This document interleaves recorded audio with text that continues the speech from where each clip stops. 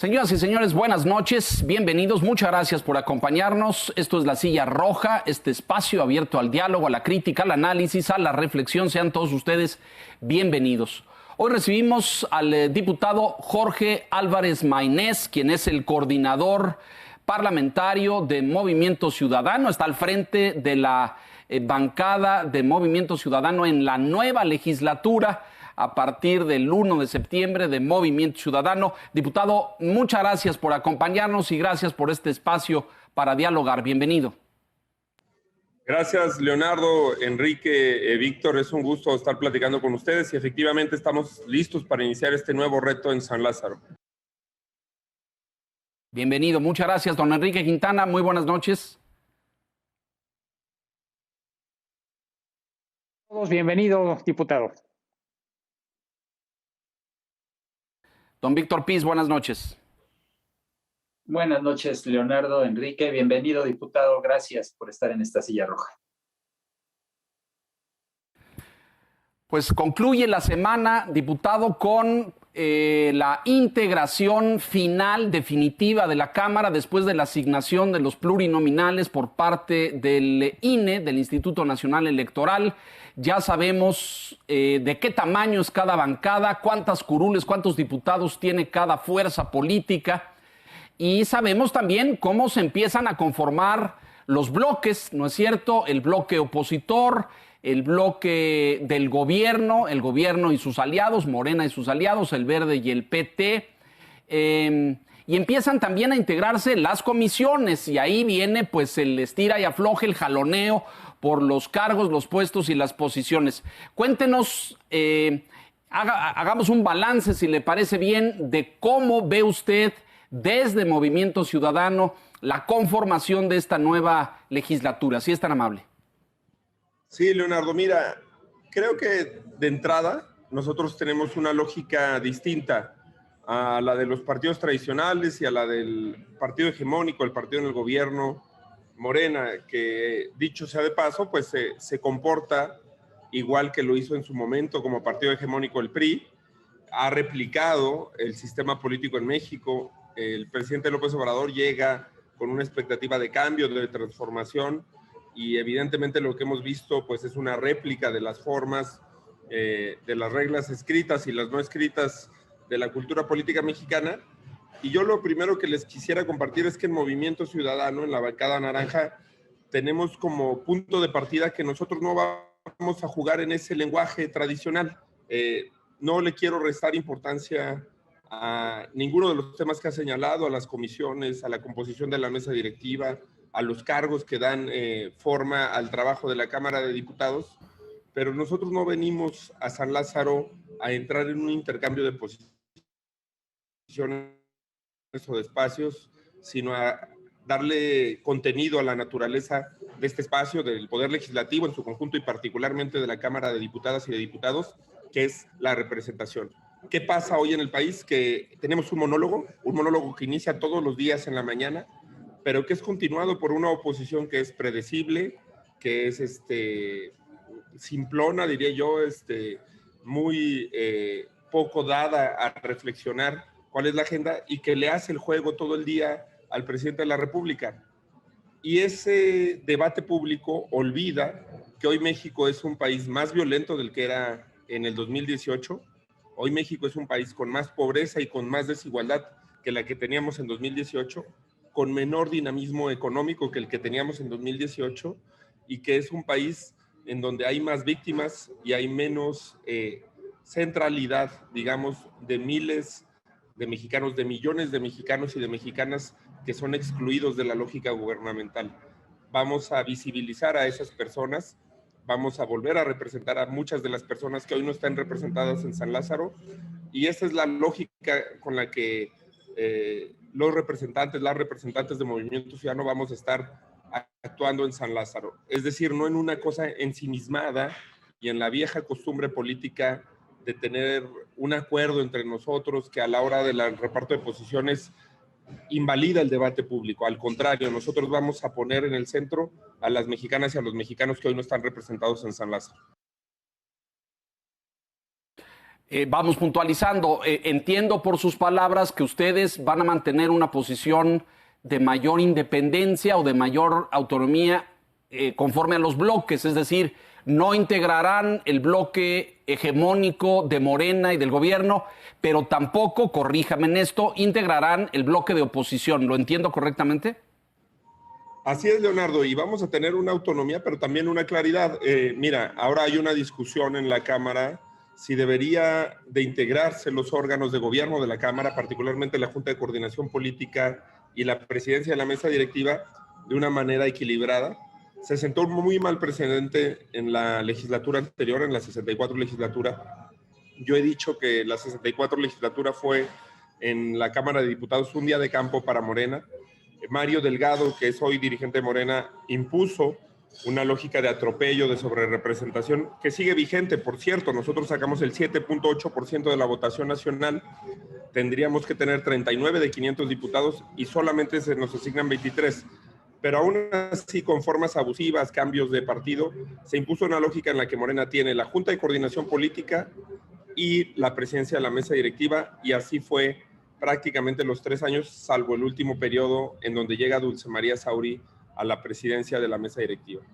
Bueno, nosotros hemos dicho que eso no puede suceder, que debe de haber respeto, en este caso a la segunda fuerza, que es el Partido Acción Nacional, y eso no tiene que ver con una negociación de posiciones ni con un intercambio grupal que tengamos con el PAN. Es una posición política en respeto a la Constitución, a la ley y al equilibrio que debe de regir nuestras normas. Vamos a tener esa claridad y esa racionalidad independientemente de este tipo de bloques. Y por supuesto, lo dices muy bien, Movimiento Ciudadano no pertenece a ninguno de los bloques. Somos una tercera opción, una tercera vía, una alternativa distinta a quienes le fallaron a México en el pasado y a quienes le fallan en el presente. Ya que tocó el tema y antes de escuchar a Enrique, díganos y cómo pinta estos equilibrios entre la Junta de Coordinación Política y la mesa directiva, porque nos da la impresión desde fuera que Morena quiere todo, quiere arrasar y quiere tener el control de todos los órganos. ¿Es así? Sí, esa es la lógica de Morena, que aquí citaría a nuestro fundador, al coordinador de Movimiento Ciudadano en el Senado de la República. Es el problema que tiene México. Él habla del poder de no poder. Y ese es el poder que quiere Morena. El poder de no poder. ¿A qué se refiere con eso? Ocupar cargos, centralizar el poder, centralizar la toma de decisiones, aunque no sea para transformar las cosas, aunque no sea para transformar la dinámica pública del país, aunque no sea para darle un giro a la manera en que se hacen las cosas. Morena criticó muchas de las cosas que hoy replica. Yo fui legislador hace 2 legislaturas, en la 63 legislatura, y todo lo que hoy hace Morena era lo que criticaba desde la oposición. En este y en todos los terrenos, también en el ejercicio del Poder Ejecutivo, la militarización del país, la asignación directa de contratos, la opacidad con la que se conduce, el autoritarismo. Pues Morena es una continuidad mucho más que un cambio de lo que representó el viejo régimen, el régimen que compartieron el PRI y el PAN. Y sí, están en esa lógica de centralización de poder y evidentemente nosotros la vamos a combatir. No solamente en el Pleno, la Cámara no acaba en 4 paredes de legisladores reunidos. La vamos a combatir en todas las formas que tenemos como legisladores para interpelar, para visibilizar y para exponer a ese otro México que el presidente se resiste a ver. Hace unos días le preguntan al presidente por problemas de la vida pública, por la comercialización de niñas, la trata de niñas en el país. Cuando le preguntan por el asesinato de activistas como Samir Flores, que luchó contra la termoeléctrica en Morelos, cuando le visibilizan los problemas que tiene el país, cuando el periodista Jorge Ramos ha puesto el dedo en la llaga sobre el número de homicidios, de asesinatos que han existido con él, que es superior al de Felipe Calderón, que es superior al del sexenio de Enrique Peña Nieto, él es cuando se saca de balance, cuando le rompen el eje de comunicación propagandístico que tiene el gobierno de la República. Bueno, eso es lo que hay que hacer. A eso me refiero con romper el monólogo, que la verdad no se va a resolver yendo a la OEA o haciendo posturas de histeria política, predecibles y reactivas a la lógica discursiva del presidente de la República. Enrique Quintana, por favor. En esta perspectiva, diputado, una pregunta que se hace la gente es ¿cuál va a ser el sentido de los votos de Movimiento Ciudadano? Porque ya vimos en el proceso electoral y ahora lo está reafirmando, bueno, que no juega ni con el bloque en el gobierno ni con el llamado bloque opositor, con Va por México. Pero digamos, ya en términos de las votaciones específicas, ¿cómo se va a mover? Vimos ya en la comisión permanente recientemente que Movimiento Ciudadano se opuso a que se estableciera un periodo extraordinario para la discusión de la ley de revocación de mandato. ¿Cómo va a jugar ya en materia de votación en la Cámara MC, diputado? Sí, gracias por la pregunta, Enrique. Nos permite seguir aclarando algo que se discutió mucho en la campaña y que se discutió de manera, la verdad, impropia, distorsionada. El financiero Bloomberg es un medio de comunicación muy seguido por agentes, actores económicos, empresariales, y yo diría los poderes fácticos echaron a andar una campaña de mentiras sobre la supuesta cercanía de Movimiento Ciudadano con el régimen. Pero es, por ejemplo, el PRI en la Cámara de Diputados, que, por cierto, con el liderazgo del hoy coordinador del PRI en la Cámara, el que aprobó prácticamente sin cambios la iniciativa de Guardia Nacional que mandó el presidente de la República. En el Senado de la República, el bloque de contención que lidera Movimiento Ciudadano pudo modificar esta iniciativa. Son el PRI y el PAN los que aprobaron las reformas al artículo 19 constitucional junto con Morena, que no son otra cosa que ampliar la denominada prisión preventiva oficiosa, en donde metieron cosas tan absurdas, difusas y confusas como la defraudación fiscal, que la gente sin un juicio, prisión preventiva oficiosa quiere decir que sin un juicio puedas ir a prisión. Y con eso han amedrentado empresarios, han amedrentado obviamente opositores, como lo están haciendo hoy con Ricardo Anaya, en lo que nosotros hemos tenido, por cierto, una posición mucho más clara y contundente que el propio partido de Ricardo Anaya. Nosotros hemos dicho que esto es una persecución política, que Ricardo Anaya es inocente, que la fabricación que se está haciendo de su caso desde la Fiscalía General de la República obedece a criterios políticos y que también en eso el presidente traiciona su esencia al replicar lo que él sufrió en el proceso de desafuero de 2003. Cierro el paréntesis sobre lo de Ricardo y continúo con este argumento, lo cierro también. Movimiento Ciudadano no va a acompañar reformas regresivas de Morena, autoritarias, que tengan que ver con la concentración de poder, ni tampoco reformas absurdas en materia económica, por ejemplo, energética, que le han cerrado las puertas a las energías renovables. Los mercados internacionales, los actores económicos internacionales no entienden la política energética del presidente de la República porque dicen, no es progresista porque no defiende el medio ambiente, pero tampoco es proempresarial. Eso no hay en ningún país del mundo más que en México. En México tenemos una doble insensatez frente a las energías limpias. Es una política conservadora, pero a la vez profundamente antiliberal, antiempresarial. Nosotros tenemos una posición propia frente a la mayoría de los temas, pero vamos a actuar con sensatez. Ahora, cuando se trate, por ejemplo, de liberar a personas injustamente encarceladas, este país tiene 95,000 personas en prisión sin sentencia. Cuando se trate de tratar de convertir los programas sociales en derechos para las personas, de tener un estado de bienestar, de avanzar en los derechos laborales de las mexicanas, de los mexicanos, pues por supuesto que Movimiento Ciudadano atenderá sus propios principios. Nuestra hoja de ruta son nuestros documentos básicos, nuestros propios principios progresistas y liberales, y no la agenda que se marca ni desde el gobierno de la República, ni desde quienes reaccionan a la mañanera todos los días desde la oposición. Está muy claro y me parece una precisión adecuada. Ya profundizaremos un poco más adelante acerca de esta historia y por qué existe esa percepción, porque en algunos momentos del pasado Movimiento Ciudadano acompañó a Morena en algunas iniciativas. Víctor Piz, por favor. Gracias, Leonardo. Yo le quiero preguntar al diputado sobre la base de lo que ya se comentó, esta idea de que, bueno, con 23 diputados aspiran a hacer una tercera vía, una tercera opción, hacer una oposición responsable. ¿Cuáles serían los temas de prioridad en la agenda legislativa de MC en la nueva legislatura el presidente ya cuando menos él cantó 13 propuestas que llegarían al Congreso, que requieren además reforma constitucional. Está hablando de la reforma electoral, de la reforma en materia eléctrica para fortalecer a CFE, la reforma que ya formalizaría que queda bajo el manto de las Fuerzas Armadas, la Guardia Nacional. Pero ¿cuáles serían las prioridades legislativas de MC, diputado? Sí, mira, sin duda el mundo padece hoy una crisis excepcional.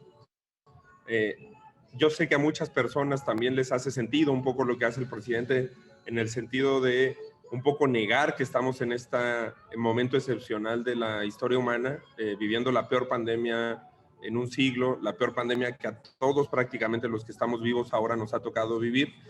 Pero eso ha sido errático y ha costado no solamente muchas vidas, que ya es el costo más alto que pueda pagar una sociedad por un problema de esta naturaleza. También ha costado una recesión económica brutal. Acabamos de tener esta semana los resultados del índice global de actividad económica y estamos viendo las consecuencias todos los días en todas las regiones del país de la estrategia del gobierno frente a la pandemia. Yo creo que una de las prioridades es una nueva realidad que tenemos que construir en México, porque esta pandemia debe de llevarnos a pensar sí un modelo de reactivación económica, pero ¿desde qué parámetros? Por supuesto, desde un parámetro distinto en el equilibrio con el medio ambiente. La pandemia también señala que no está agotado, digamos, el modelo de desarrollo extractivista tradicional que ha seguido México. Es desde ahí, desde donde nosotros nos oponemos a los proyectos estratégicos para el presidente de la República. Dos Bocas es un proyecto que no tiene viabilidad porque el cambio climático y porque las macrotendencias de consumo, las macrotendencias también de comportamiento humano hacen inviable los supuestos de los que parte Dos Bocas. Es desde ahí desde donde nosotros combatimos lo que se está haciendo con Pemex y la falta de estrategia económica para la reactivación económica que ha seguido el gobierno de la República. También desde ahí nosotros tenemos una visión crítica sobre el estado del sistema de salud. Creemos que debe de haber un cambio de estrategia. No renunciamos a eso, no porque ya llevemos 17 meses de pandemia, renunciamos a nuestra postura crítica frente al actuar, sobre todo del subsecretario Hugo López-Gatell, pero del gobierno en su conjunto en la atención de la pandemia. Se siguen perdiendo vidas. Esta semana México tuvo más de 5,000 muertes oficiales, que con los criterios que tenemos de exceso de mortalidad, pues sabemos que son al menos 10,000 muertes más que tuvimos esta semana, cuando en muchos de los países del mundo, si bien es cierto que la pandemia sigue activa, la mortalidad ya se ha podido contener gracias a la estrategia de vacunación o la adopción de medidas extraordinarias, pero de forma cotidiana. Y por supuesto que nosotros vamos a retomar las agendas que nos llevaron ahí. La agenda de víctimas es muy importante para Movimiento Ciudadano porque el presidente la ha cancelado. La agenda de igualdad de género, creemos que un país con una crisis como la que tenemos de violencia, que se traduce sobre todo en las mujeres y que cada uno de los problemas se traduce mucho más gravemente en cómo lo viven las mujeres, tiene que tener una perspectiva de género en las soluciones en las que se adopten. La perspectiva de género no es un tema separado, digamos, de estos temas de los que estoy hablando, de medio ambiente, de reactivación económica, de salud, sino un tema que transversalmente cruza a todos ellos, igual que lo es el de las infancias y las juventudes. Nosotros queremos representar, como les decía al principio, a las personas que no están representadas. Somos un país en el que, como los niños no votan, prácticamente ese es un tema secundario de todas las fuerzas políticas. Pero cuando hablamos de igualdad, ¿dónde se define la igualdad?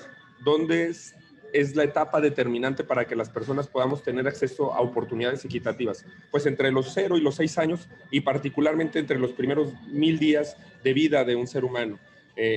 Creemos que ahí es importante intervenir. Es preocupante cómo en el regreso a clases prácticamente no se está discutiendo el modelo educativo, no se está poniendo a las niñas y los niños de México en el centro, y nosotros creemos que el tema de la niñez es un tema que debe de ser central en la discusión pública en México. Diputado, el tema en la agenda legislativa de Morena y del gobierno han anunciado esta iniciativa para ya formalizar la militarización de la Guardia Nacional y que la Guardia Nacional pase a mandos militares. No porque no fuera así en el pasado, y todos recordamos aquellas patrañas de la señora Sánchez Cordero y del presidente diciendo que no iba a ser una corporación militar, sino que iba a ser una corporación de civiles y de policías formados. A casi 2 años y fracción de esto, pues hemos comprobado lo contrario. El posicionamiento de Movimiento Ciudadano en este sentido. Mira, efectivamente, hace unos días tuve una reunión con la secretaria de Gobernación, con la entonces secretaria de Gobernación, y le manifesté nuestra preocupación por esta simulación en el discurso que tú bien describes. Nosotros, como saben ustedes, una de las iniciativas en las que hemos acompañado a Morena es en las denominadas amnistías, que no es otra cosa que la liberación de personas que no deberían de estar en la cárcel. La amnistía en México no es perdonar delincuentes, es perdonar, por ejemplo, a indígenas que no tuvieron una defensa en su idioma, a personas que fueron privadas injustamente de su libertad, y como les digo, a miles de personas que están injustamente en la cárcel o están ahí sin una sentencia. En México se va a la cárcel fundamentalmente por ser pobre. Y yo le decía que me preocupaba mucho que mientras solamente 35 personas han tenido acceso a estas amnistías, el gobierno ha aumentado los catálogos de prisión preventiva oficiosa y tenemos a 95,000 personas, es decir, a 3,000 veces más personas privadas ilegalmente de su libertad que las de las amnistías. Lo mismo pasa en la estrategia de seguridad. Ellos han militarizado el país. 12 años dijo el presidente de la República que iba a regresar el ejército a los cuarteles para que cuando accediera al poder no solamente no lo regresara a los cuarteles, sino que cada vez ocupan más actividades de la vida pública del país. Tareas para las que el ejército no solamente no está facultado, el artículo 21 constitucional es muy claro, para las que no está diseñado. Y ese es un problema grave de concepción. El ejército no tiene por qué hacer aeropuertos, no tiene por qué administrar puertos, no tiene por qué hacer un montón. Y por ejército me refiero al conjunto de las Fuerzas Armadas, que son las que se han empleado. Creo que es un error grave de este gobierno, es un error que tiene que ver con las aspiraciones político-electorales del presidente de la República, con su esquema de concentración de poder, y que en Movimiento Ciudadano pusimos una cláusula en la Constitución, impulsamos en la discusión de la Guardia Nacional para la formación de policías locales. Es algo que todo el mundo te dice. Ustedes charlan con expertas y expertos en materia de seguridad, con gobernadores. Todo el mundo te dice que qué hay que hacer, fortalecer las fiscalías, fortalecer policías locales. Todo el mundo en México tenemos ya un diagnóstico claro sobre lo que hay que hacer. ¿Por qué no se hace? ¿Por qué se siguen concentrando recursos económicos en una estrategia que ha probado su fracaso? Se llenó la boca el presidente de la República como opositor de decir que Felipe Calderón dejaba un legado de 50,000 muertos. Él ya ha superado ese legado en la mitad del gobierno. Creo que ese es un problema que debemos de atender. El país vive una grave crisis de violencia, de impunidad, si uno va a las distintas regiones del país. Y hoy tenemos, además, las consecuencias de esa impunidad. La elección del 2021 fue una elección con una grave intervención de los poderes fácticos ilegales del crimen organizado. A Movimiento Ciudadano le costó el asesinato de nuestros candidatos en Ciudad Obregón, Sonora, en Cajeme, en Moroleón, en Guanajuato, y en Cazones, Veracruz. En 2 de esos 3 municipios, por cierto, ganamos la elección. El crimen organizado ya es un censor, ya es un actor electoral en el país, y eso tiene que ver con la fallida estrategia de seguridad del gobierno. ¿Y qué le responde, diputado, la secretaria? Digo, si puede compartirlo con el auditorio, porque es una cosa que sorprende a todos. Los datos y los hechos están a la vista del país y ellos siguen pensando que lo hacen muy bien. Por favor. Lo que argumentan no solo ella, sino muchos servidores públicos, gobernadores, es una especie de criterio de excepcionalidad, de que no tenemos otro lugar de donde echar mano que no sea de nuestras Fuerzas Armadas. Yo creo que ese es un asunto de pereza y de mediocridad, que es una crisis que debemos de reconocer. México tiene, entre otras crisis, una crisis de liderazgo y una crisis en su clase política. Tenemos administradores temporales de la mediocridad al frente de los principales cargos. creo que lo que hay que tener es una conciencia, que el país tiene que tener una etapa de reflexión nacional y que necesitamos una clase política que no esté pensando en la próxima elección, ni en la salida fácil, ni en la administración temporal justamente de cargos. Una cosa que hace mucho daño es que el magistrado del Tribunal Electoral está razonando su voto en función de que quiere ser ministro de la Suprema Corte, no de cuál es el criterio de justicia que mejor le da. El senador de la República razona su voto en cómo queda bien con el presidente para ser gobernador de su estado. Tenemos una serie de incentivos para la clase política que desde mi punto de vista no son los correctos y son los que impiden que se tomen decisiones de mayor largo plazo, de un costo político de corto plazo, pero que les permitirían tener un cambio de fondo al país. Muchos y muchos, ahorita lo mencionabas, que en lo personal y en lo institucional acompañamos a López Obrador en 2 elecciones presidenciales. Muchos pensábamos o el atractivo, el magnetismo que le veíamos a López Obrador era que tenía una claridad en la necesidad de un cambio de régimen y de un cambio de reglas. Y creemos que en su gestión en la Ciudad de México algo de eso hubo, porque justamente él tenía un discurso que hoy desde el gobierno creo que en lo esencial se ha traicionado. Sánchez Cordero, Alfonso Durazo, dijeron que iban a cambiar el modelo, que iban a implementar un modelo de justicia transicional. Alfonso Romo con los sectores económicos hizo muchos compromisos, por eso incluso Romo, creo que Carlos Ursúa, en actos de honestidad, deciden abandonar un gobierno que ya no acompaña los propios compromisos que ellos asumieron ante sectores económicos.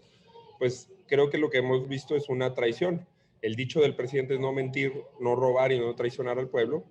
Hemos atestiguado todos que su gobierno miente, es el gobierno de hecho que más mentiras ha dicho públicamente gracias a este formato de las mañaneras, que su gobierno roba, sigue habiendo corrupción, ahí están los señalamientos sobre muchos de sus principales funcionarios y que el gobierno de Morena pues ha traicionado justamente la palabra empeñado con el pueblo de México.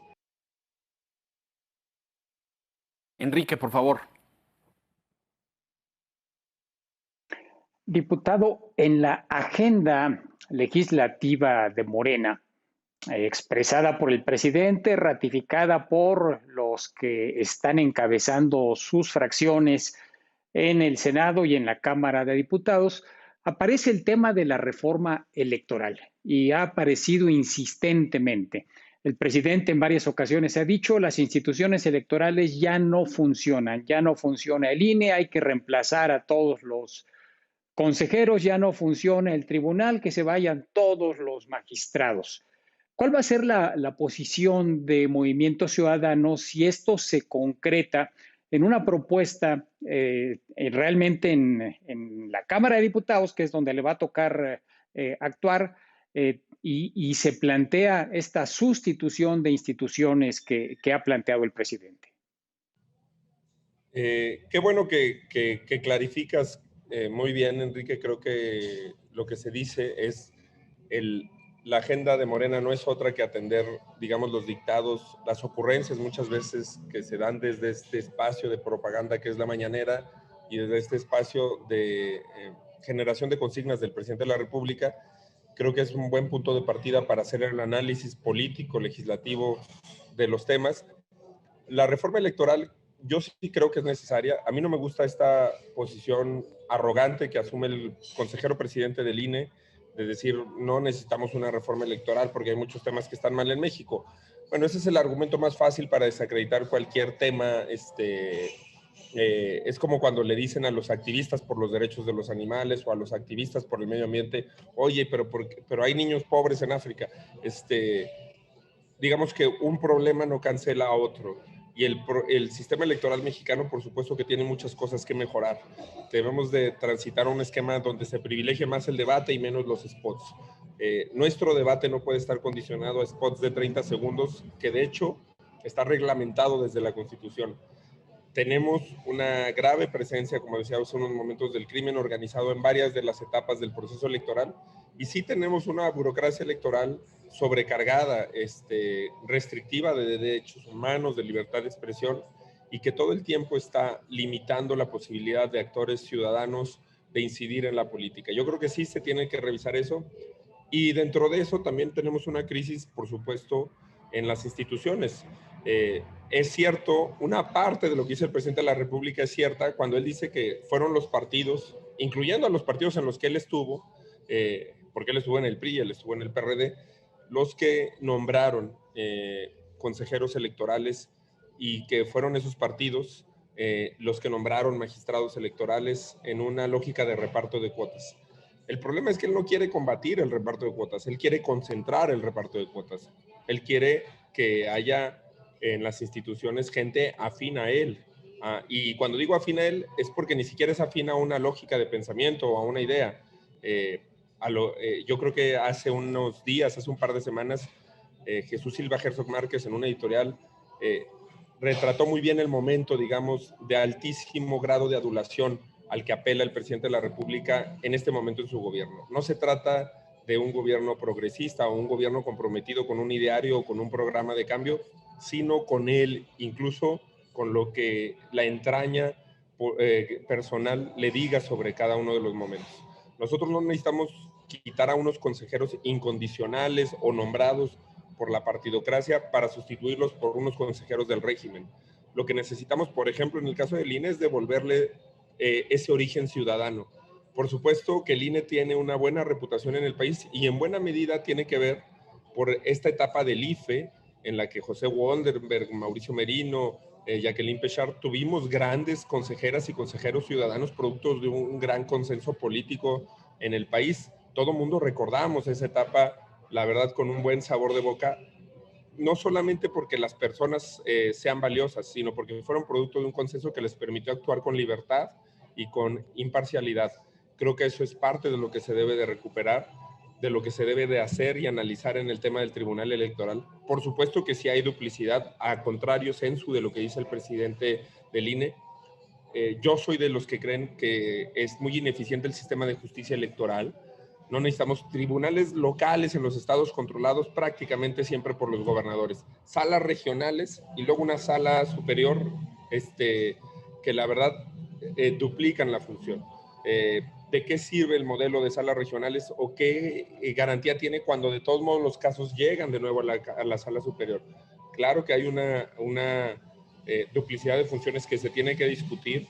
Claro que hay una burocracia electoral, un carácter de censura a través de unidades como la de fiscalización o la de monitoreo del INE, pero creo que no lo tenemos que hacer desde un punto de vista personalista, ni evaluando en lo individual a cada uno o a cada uno de los consejeros, sino tratando de alentar un consenso social. Yo creo que deberíamos de tener nombramientos con un mayor grado de consenso, que no deberíamos de tener nombramientos partidistas ni reparto de cuotas, y que es muy importante que los que vamos a competir en el proceso electoral del 2024, me refiero en este caso a Movimiento Ciudadano, pues tengamos un grado de satisfacción con quienes van a arbitrar la elección. A nosotros no nos gustó muchas de las actitudes que ha tenido el INE porque nos parece que desequilibran la contienda electoral.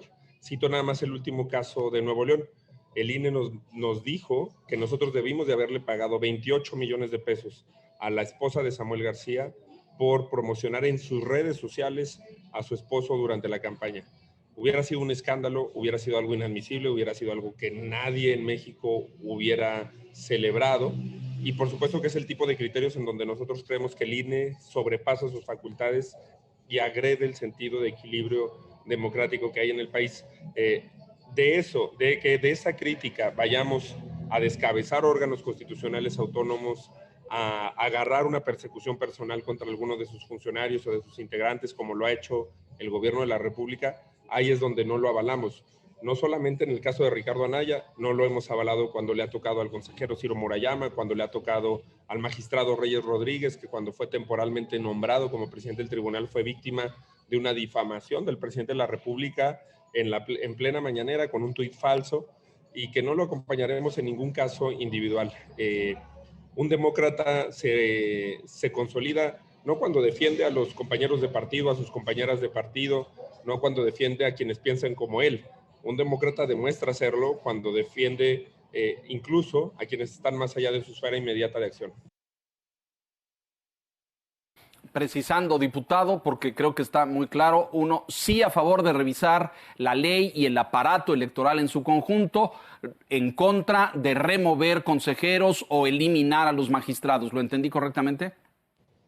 Sobre todo en una lógica de quitarlos de un partido para ponerlos de otro. Si tú me dijeras, oye, vamos a hacer un gran consenso nacional para que haya 7 u 11 o 9 consejeros electorales o magistrados, que todas las fuerzas políticas, o por lo menos la inmensa mayoría, 2/3 partes, 3/4 partes, 4/5 partes, estemos de acuerdo, y una gran corriente de opinión pública que yo creo que es muy importante que se siga incluyendo en estos procesos de designación a gente de la sociedad civil. Si se hiciera un proceso de ese calado, que no es lo que estamos viendo que busque el presidente de la República, por supuesto que nosotros estaríamos de acuerdo. No es, por supuesto, lo que parece apuntar el presidente de la República. En ese sentido, no sustituiríamos a quienes están por unos incondicionales de su régimen. La idea que él tiene de los servidores públicos la acaba de hacer patente en el caso de la agregada cultural de México en España, Brenda Lozano, cuando dice, si no se representa acríticamente, porque Brenda dijo públicamente que votó por él, que fue su simpatizante, pero una persona que le haga una crítica al régimen que él encabeza ya no puede ser representante del Estado mexicano en una disciplina tan amplia, tan plural como la cultura.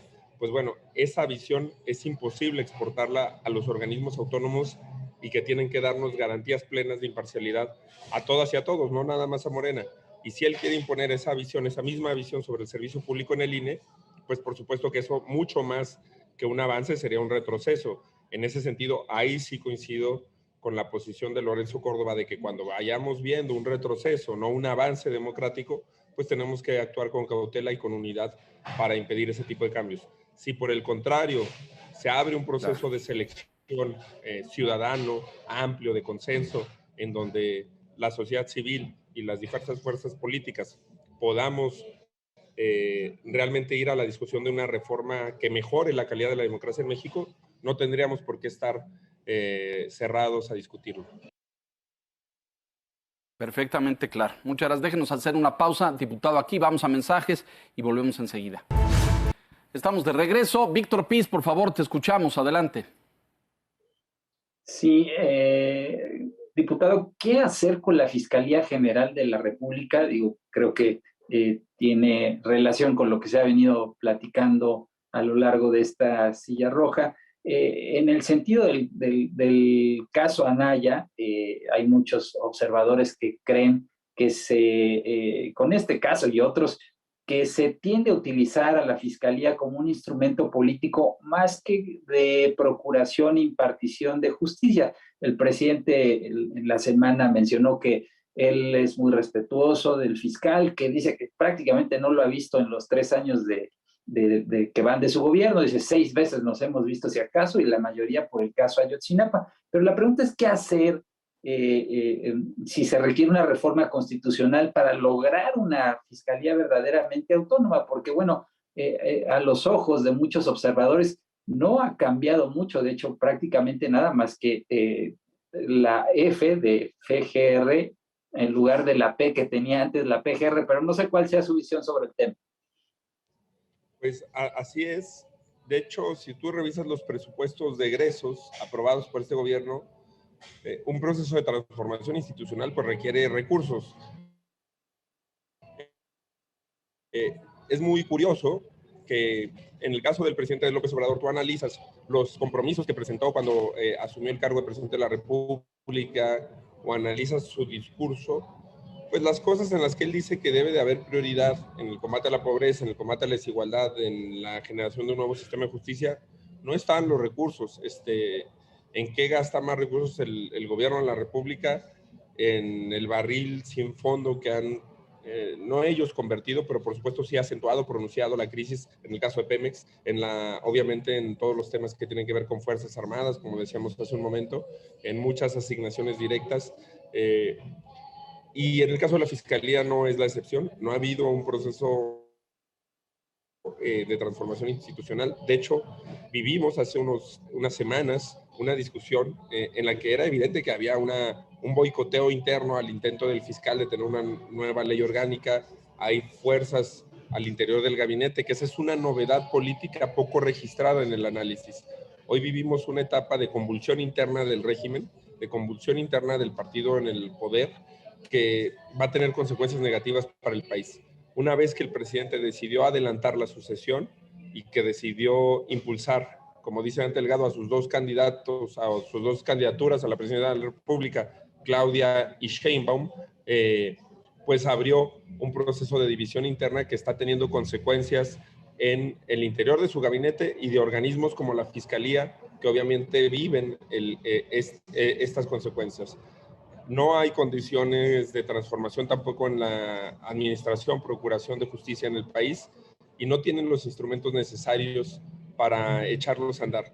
Y el caso de Ricardo Anaya es un caso que él ha confirmado. Yo creo que cuando Ricardo publica su video el fin de semana, yo platiqué con él, cuando publica su video, muchos tuvimos las dudas de si no estaría reaccionando de una manera sobrada, sobre reaccionando, si no estaría cometiendo un error político al anunciar su exilio del país.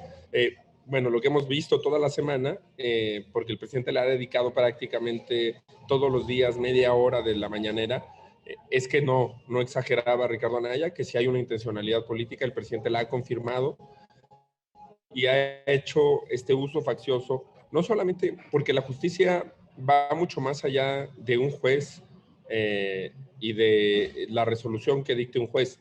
La justicia también es cómo contaminan el prestigio público de una persona, y la campaña de propaganda al presidente, proyectando videos de Javier Lozano, proyectando videos de Ernesto Cordero para acreditar la supuesta culpabilidad de un delito, con los recursos del Estado, con los recursos oficiales. La verdad es que ha sido un espectáculo patético, que ha sido un espectáculo vergonzoso. Para quienes acompañamos alguna vez al presidente en una lucha contra una injusticia similar en el caso del desafuero, y verlo convertido en una versión nueva de la forma corriente en la que lo persiguió Fox a él, ver eso mismo replicado, pues es decepcionante. También obviamente resalta que en todo este proceso, porque de lo que se le acusa un poco a Ricardo Anaya es de la aprobación de la reforma energética y de haber vendido el petróleo a los intereses extranjeros. Reforma que, por cierto, votó en contra Movimiento Ciudadano. Yo no estoy defendiendo a Anaya por una coincidencia con su decisión política, pero lo que creo es que esa posición política no puede perseguirse desde un punto de vista penal. Si así lo hiciera, hay en este gobierno del presidente de la República muchos funcionarios que vienen del PAN, del PRI, que también tuvieron esas posiciones políticas y que queda muy claro que es un criterio selectivo, individualizado, y que el presidente lo dijo con todas sus letras, que tiene que ver con el 2024. Porque él ha decidido que la principal tarea del poder público en México de aquí a la elección del 2024, pues será pelear por la elección de su candidata anticipada a la presidencia de la República. Nosotros creemos que eso no le hace bien al país, que es muy peligroso, y que si no defendemos unánimemente casos de impunidad como el que se pretende establecer contra Ricardo Anaya, pues el día de mañana se puede atentar contra cualquiera y privar de la libertad ilegalmente a cualquiera. Gracias, diputado Enrique. Diputado, ya que salió el tema 2024, algunos integrantes, recuerdo al coordinador de Movimiento Ciudadano en el Senado, Dante Delgado, refirió que en las elecciones intermedias Movimiento Ciudadano va de manera individual, como ocurrió, siendo, por cierto, el partido cuya votación más creció.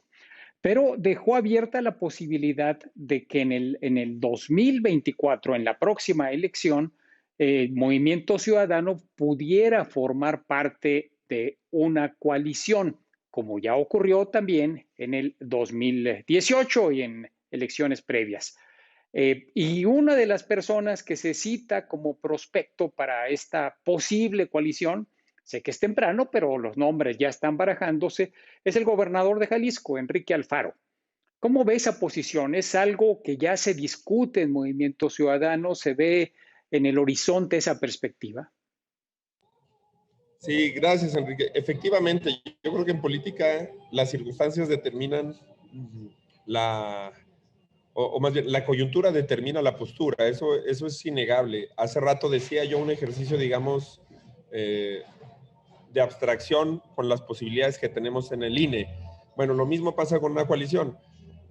En principio, Movimiento Ciudadano cree que hay que consolidar una identidad, que hay que consolidar una alternativa distinta a las tradicionales y que hay que competir solos como lo hicimos en el 2021, en el 2024. Ese es un gran consenso que existe hoy en Movimiento Ciudadano. Nunca hay que descartar ejercicios de ciudadanización de la política y escenarios de alternos que podrían llevarnos a una posición distinta. No hay por qué cerrar las puertas. La lógica que siguió la coalición en el 2021 no fue una lógica de impulsar a ciudadanos al acceso en el poder. No tuvimos candidaturas ciudadanas en las gubernaturas, no tuvimos candidaturas ciudadanas en el Congreso de la Unión por parte de la Alianza. Nosotros postulamos muchas más candidaturas ciudadanas. Yo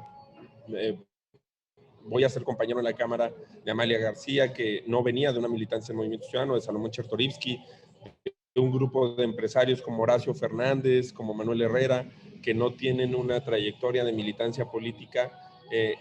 Y creo que esa ciudadanización es una cosa que le falta mucho a todas las coaliciones que se han hecho y que han terminado traicionando la naturaleza o la esencia con la que prometen comportarse. Más allá de eso, la figura de Enrique Alfaro, por supuesto que es muy importante para Movimiento Ciudadano.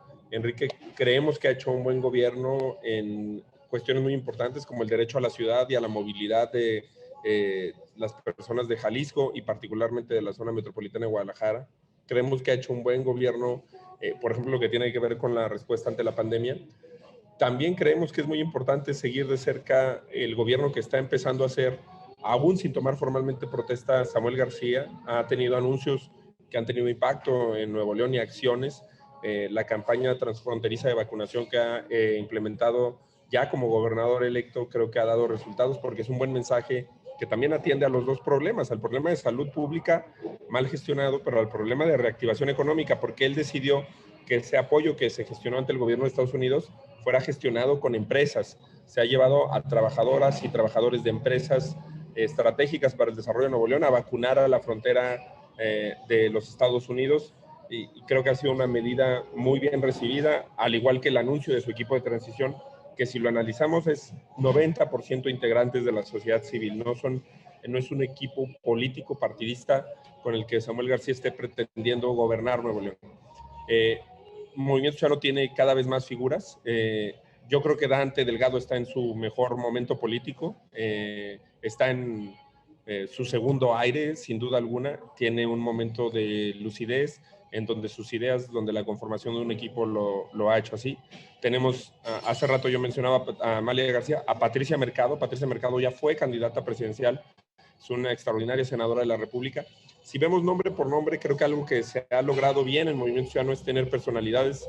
Está Clemente Castañeda, que es nuestro coordinador nacional y un gran senador de la República. Creemos que hoy Movimiento Ciudadano tiene personalidades para forjar un liderazgo propio y para competir en el plano no solamente regional, como lo hemos venido haciendo en Campeche, en Nuevo León, en Jalisco, en Veracruz, como lo haremos este año que viene en Aguascalientes, en Tamaulipas, sino para pasar a una competencia nacional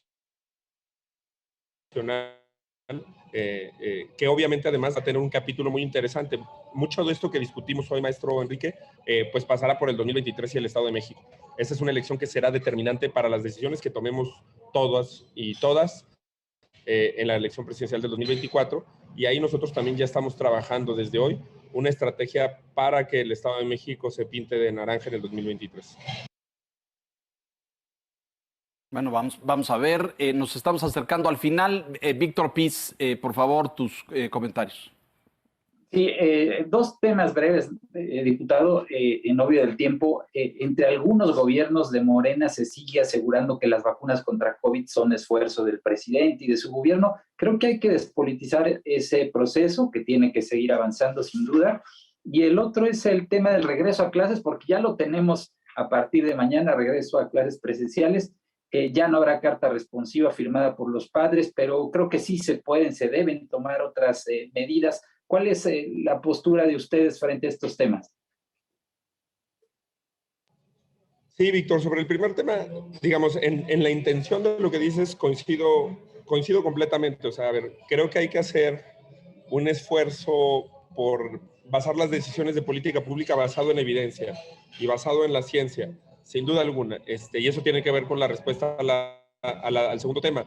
Cuando dices que hay que despolitizar todo, ahí hay una tesis muy importante a la que yo recurro, que cito recurrentemente, que es de Amartya Sen. Amartya Sen explica, él utiliza el caso de las hambrunas, porque esta idea de que hay que despolitizar los problemas sociales, pues no es una buena tesis. Al contrario, hay que politizarla.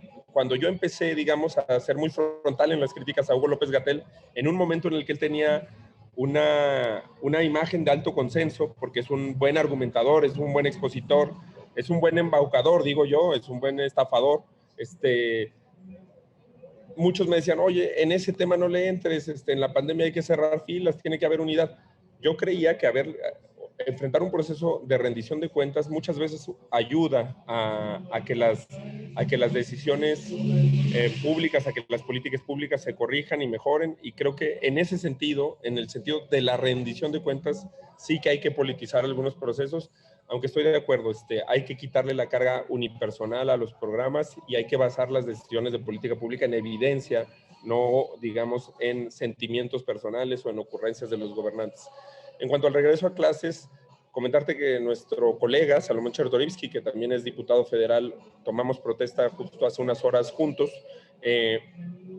Salomón organizó como presidente del Consejo Consultivo un foro sobre el tema y yo comparto mucho de lo que se dijo ahí por parte de expertas, de expertos en la materia. Yo estoy a favor del regreso a clases en el terreno económico, en el terreno de construcción de igualdad de oportunidades, en el terreno de combate a la desigualdad. Quien más sufre las restricciones de la pandemia son las personas más excluidas, porque no todas las personas, yo les doy el caso muy concreto, sin ninguna pena reconozco en qué punto de partida estoy. Mi hijo fue a clases durante la pandemia porque construimos una burbuja en casa como miles de familias privilegiadas en el país. Se contrata una maestra y nuestro hijo o nuestra hija no se retrasa. Pero nosotros no tenemos que pensar en el poder público decisiones para nuestras hijas y para nuestros hijos, sino para las hijas y los hijos de las personas no privilegiadas. Para el hijo de una cajera en el Oxxo que ni tiene acceso a internet, ni tiene todas las posibilidades para seguirse educando y no perder, digamos, una buena parte de su formación y de su etapa crítica de formación que tiene enfrente. Yo creo en el regreso a clases, pero por supuesto que me parece vergonzosa la manera en la que el gobierno se ha desentendido, se ha lavado las manos de este proceso. Hay incluso corrientes de pensamiento que en su momento fueron paralelas al gobierno del hoy presidente López Obrador. Yo he seguido mucho, por ejemplo, las opiniones del experto Manuel Gilantón, que fue un crítico de la reforma educativa, que fue un crítico del mal llamado, desde mi punto de vista, periodo neoliberal en México. Pues ha sido crítico también de la ausencia de las omisiones en este regreso a clases. El gobierno prácticamente ha abdicado a su responsabilidad, ha renunciado a su responsabilidad y creo que ha abandonado a su suerte a las escuelas, a las madres y a los padres de familia en este regreso a clases. En eso no coincidimos, porque por supuesto que sí hay riesgos, por supuesto que los niños sí se pueden contagiar y tener COVID en su forma más grave, y por supuesto que también pueden contagiar a más personas, sobre todo en un país en el que tenemos pues bajos niveles de vacunación comparado con cualquier país en desarrollo. Si se comparan contra países pues con mucho menor grado de desarrollo, evidentemente como hace López-Gatell tramposamente, pues no parece tan mal. Pero México tiene mucho menos avances en vacunación que El Salvador, que Chile, incluso que Brasil y que Argentina, y creo que eso es una cuestión que ya no se le puede atribuir a nadie, porque además de todo, pues yo creo que la gestión de vacunas por parte de la Cancillería y del secretario Ebrard ha sido eficiente, pero tenemos millones de vacunas no aplicadas en el país. Eso también es una cosa inexplicable y que deberíamos de estar llamando a rendir cuentas a los responsables. Pues sí, inexplicable, lo hemos dicho en este espacio muchas veces, diputado, pero pues nadie, cuando se le pregunta al señor López-Gatell, dice que están desfasadas, lo que quiera que eso quiere significar. Se nos termina el tiempo, debemos despedirnos. Ahora el regreso ya se complicó también porque ya intervinieron pues algunos de estos grupos magisteriales, la coordinadora, diciendo ahora que pues en 5 estados no va a haber regreso porque ellos lo determinan. En fin, se va a complicar a partir del día de mañana en muchas entidades del país. Debemos despedirnos, diputado Jorge Álvarez Maynés, le agradezco profundamente, éxito en la próxima legislatura y si usted nos lo permite, seguiremos en contacto para ir revisando paso a paso no solamente las iniciativas, los votos, sino pues cómo se van conformando las decisiones en la Cámara. Muchas gracias. Gracias, Leonardo, gracias a Víctor, al maestro Quintana. Siempre es un placer escucharlos, leerlos, seguirlos en los distintos espacios que tienen, particularmente en este colectivo que tienen. Y pues muchas gracias, es un honor ser invitado a este programa y fue un gusto intercambiar puntos de vista con ustedes. Muchísimas gracias, diputado. Víctor Piz, gracias, muy buenas noches. Don Enrique Quintana, gracias, buenas noches. Y a usted, que nos hace el favor y la gentileza de escucharnos aquí, La Silla Roja, puntualmente la semana entrante. Hasta entonces, gracias.